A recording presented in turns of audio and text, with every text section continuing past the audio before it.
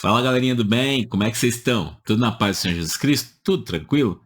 Mais uma vez, bem-vindo aí ao canal, eu sou Edson Souza e hoje eu quero falar um pouquinho mais sobre, claro, Hoverboard. Só que agora eu quero trazer mais detalhes, é porque assim, eu fazer tudo num vídeo só, eu até pensei em fazer tudo em um vídeo só, mas ia ficar muito longo, vocês não iam curtir. Então o que que eu vou fazer aqui? Eu quero mostrar para vocês aqui em telemetria e no final eu vou deixar aí, eu fiz ali, tem um texto ali que a IA vai falar por mim, porque ela vai falar detalhadamente, eu quero que seja bem detalhado mesmo, para você entender vantagem, desvantagem, se vale ou não vale a pena você aí investir em Hoverboard, porque a decisão final ela é sua. Eu gosto de DI, eu acho espetacular, mas você que tem que decidir se você vai gastar essa grana ou não. Mas eu quero mostrar aqui um negócio para vocês que eu achei e acho extremamente importante. Vocês estão vendo aí ao fundo, isso é uma telemetria, tá? Deixa eu ver aqui o negócio aqui. Deixa eu ver se ela vai funcionar do jeito que eu quero. Tá. O que acontece é o seguinte, galera. Deixa eu só minimizar umas coisas aqui. O que eu quero fazer aqui? Eu quero mostrar para vocês as diferenças e que espero que você consiga entender o que é cada coisa, tá? Então nós vamos começar lá pelo Logitech. Então nós vamos começar pelo Logitech e eu vou deixar aqui na visão geral. Isso que vocês estão vendo aqui embaixo, essa parte aqui, por incrível que possa parecer, é exatamente a quantidade de informações que o seu Logitech ou qualquer base nessa faixa aí de potência aí consegue entregar. Talvez um Direct Drive consiga, né, provavelmente trazer mais informações.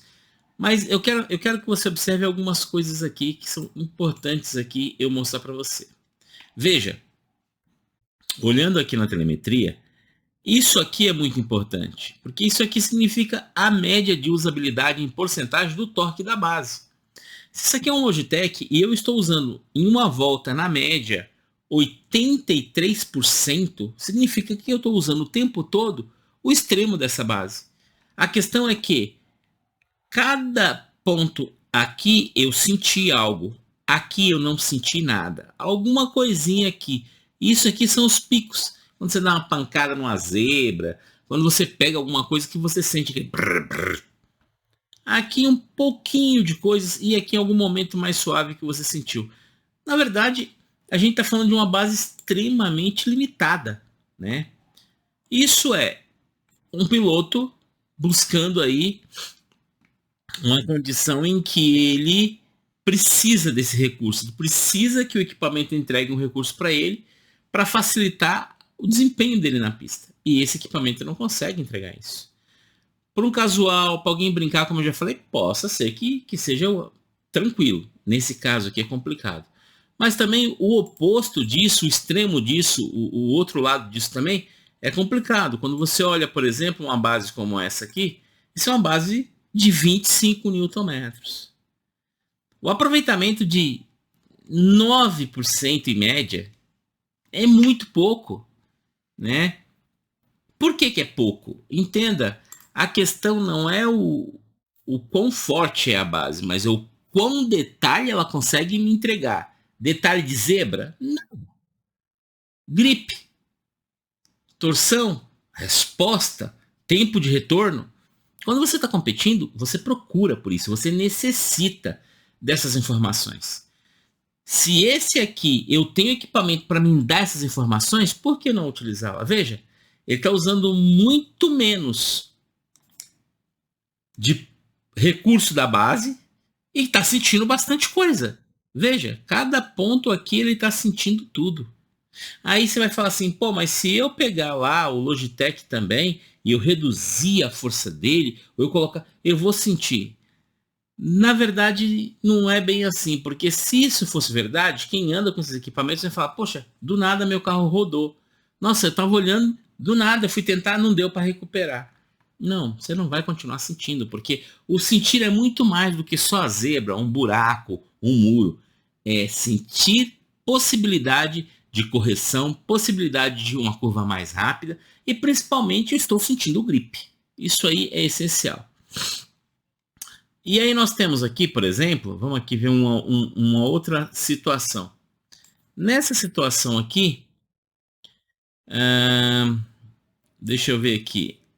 Não, tem outra. Essa situação aqui é do... Deixa eu ver se é essa mesmo. Essa é uma situação... Tá? Tem mais aqui. De uma base. Essa aqui é interessante. Isso aqui é uma base de estoque de 5 Nm.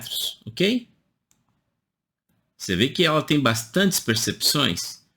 Mas eu uso... Olha o quanto eu estou usando dela. Em média, 53%. Em média...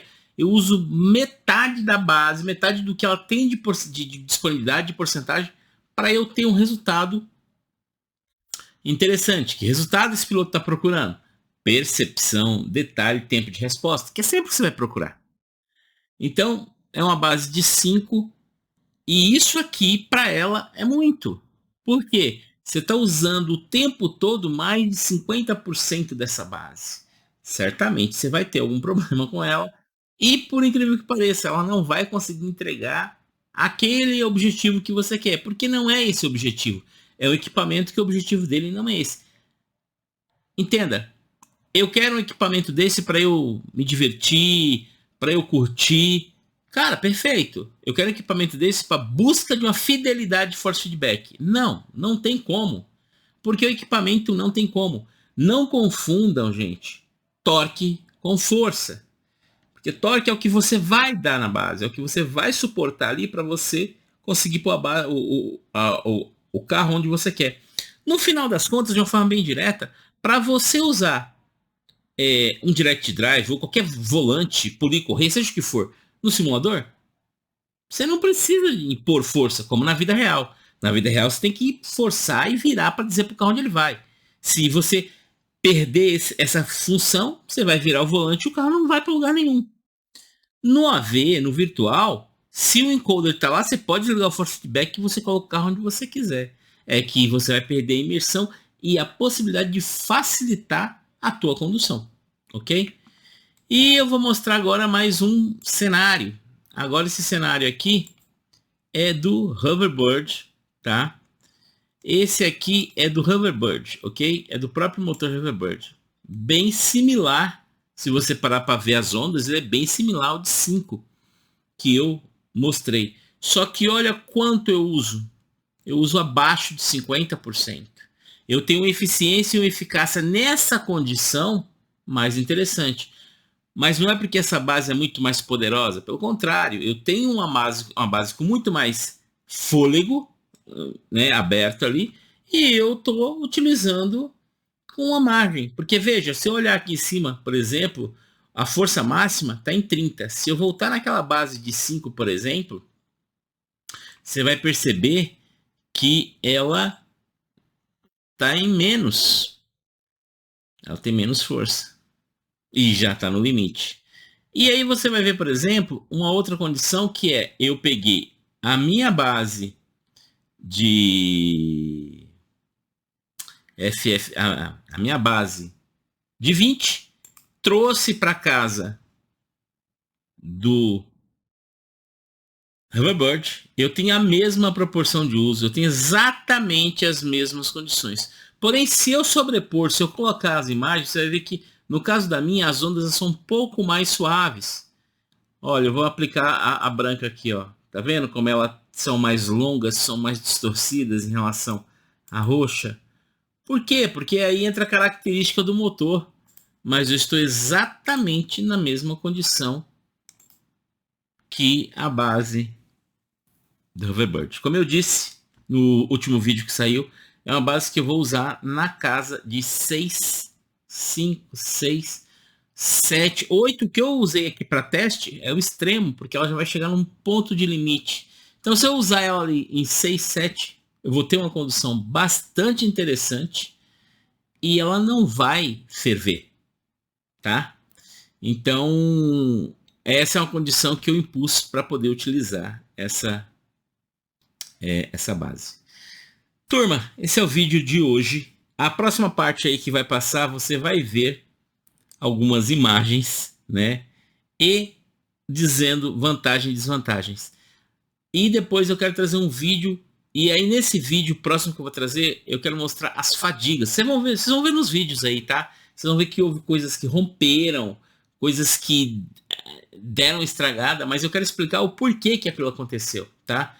E no meu entendimento, não dá para fazer, para usar na condição que eu acredito que precisa. Ah, Ed, que você está pondo muita força. Não, eu não estou pondo muita força. Eu preciso de um torque para atingir uma porção necessária para eu ter um resultado esperado, que é grip, tempo de resposta da base e o tempo de reação que eu vou dar. Eu preciso disso, porque senão eu começo a perder aquela coisa da imersão. Não é peso. Na verdade, você fala assim, cara, isso aí tá muito forte. Na minha de 20, gente, eu uso muito mais que aquilo ali. Muito mais.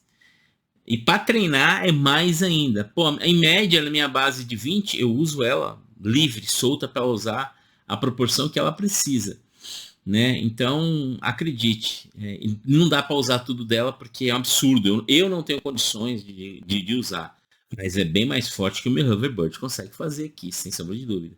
Mas não é porque eu quero mais força, é porque o limite para chegar na resposta que eu preciso de um grip ideal, de uma sensação ideal, eu preciso estar naquela faixa de torque, tá bom? Então, presta atenção nesse vídeo aí e claro, gente, se inscreva no canal, dê uma joinha, compartilhe com os amigos e, cara, você tá montando o seu Hoverbird? Você vai fazer? Acompanhe aí a minha opinião, que na verdade quem vai falar com vocês aí é uma voz, não serei eu, tá bom? Vamos lá. Usar um motor de hoverboard para construir um volante direct drive pode ser uma solução viável e econômica para quem busca um projeto DIY, faça você mesmo, de simulação, mas há vários fatores que devem ser considerados antes de decidir se vale a pena. Vantagens de usar motor de hoverboard. 1. Custo-benefício. Motores de hoverboard são relativamente baratos e podem ser encontrados facilmente. Isso torna a solução interessante para quem quer entrar no mundo do Direct Drive sem gastar milhares de dólares em soluções comerciais como Fanatec ou Simukube. 2. Torque razoável. Os motores de hoverboard geralmente têm torque suficiente, em torno de 4 a 5 Nm, para uma experiência decente de direção em simulação. Para comparação, volantes comerciais de entrada Direct Drive têm torque entre 8 e 20 nanômetros. Mas mesmo 4 ou 5 nanômetros já oferecem uma experiência de Direct Drive superior a sistemas com correia ou engrenagem. 3. Flexibilidade DIY. Para entusiastas de projetos DIY, construir um Direct Drive com motor de hoverboard permite ajustes e personalizações que não seriam possíveis em produtos comerciais. Isso também inclui a capacidade de escolher a controladora e outros componentes. Desvantagens e desafios. 1. Precisão e resposta. Os motores de hoverboard são projetados para veículos de transporte, não para simulação de corrida, então podem não ter a mesma precisão em termos de controle de posição, suavidade e sensação de detalhes. O feedback de força pode ser menos refinado do que em motores projetados especificamente para Direct Drive. 2. Controle de torque e feedback. Para usar um motor de hoverboard como Direct Drive, você precisará de uma controladora adequada para a simulação, como a STM32, os drivers VESC, por exemplo, que permita controlar o motor com a precisão necessária para a simulação de corrida. Controladoras de hoverboard padrão não são adequadas para isso e exigem modificação ou substituição. Resolução do encoder. A maioria dos motores de hoverboard não vem com encoders de alta resolução, o que pode ser um grande problema. O uso de um encoder externo de maior resolução será necessário para garantir precisão suficiente, já que o simulador precisa de informações muito detalhadas sobre a posição do volante para oferecer uma experiência de controle preciso. 4. Força limitada. Embora o torque de 4 a 5 Nm possa ser razoável, não vai se comparar a soluções comerciais Direct Drive de alta potência, 10 Nm ou mais. Para quem busca uma experiência extremamente realista, essa limitação pode ser perceptível. 5. Montagem e eletrônica. Projetos DIY como esse exigem bom conhecimento de eletrônica e mecânica. Além de controlar o motor, você precisará de uma maneira de garantir que o volante esteja montado de forma segura e funcional. isso pode ser complexo e demorado. 6. Risco de falhas. Como você está lidando com um motor que não foi projetado para simulação de corrida, há o risco de falhas mecânicas ou problemas de sobreaquecimento se o motor não for utilizado corretamente. Vale a pena?